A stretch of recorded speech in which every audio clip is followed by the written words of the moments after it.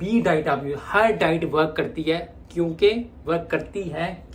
क्योंकि अगर आप अब ये नहीं होता बंदा कहे अच्छा डाइट हर डाइट वर्क करती है, इसने कहा हर डाइट वर्क करती है तो 5 किलो कढ़ाई खाऊंगा, सुबह जो है वो निहारी से नाश्ता करूंगा, रात को जो कुलचे खाऊंगा, और हर डाइट वर्क करती है ना। तो diet according to your weight, according to your height, according to your muscle mass, according to your body structure, according to your fat, वो आपने कैलकुलेट करना है। उसके बाद जो कैलोरी निकलेगी वो मैं कह रहा हूँ। तो हर बात को जो है वो उड़ते पढ़ नहीं जाते और उड़ते कर नहीं जाते। हमेशा याद रखें कि आहिस्ता आहिस्ता चीज़ें होती हैं। अच्छा देखिए, अब आहिस्ता अगर आप मेरी पुरानी वीडियोस देखें तो उसमें जो है मेरे बाजू की इतनी डेफिनेशन नहीं थी, क्योंकि मैंने मसाज भी किया हुआ है, शायद उसकी वजह से भी जो है वो थोड़ा सा सही हो रहा है, थोड़ी ट्राई भी सही आ रही है।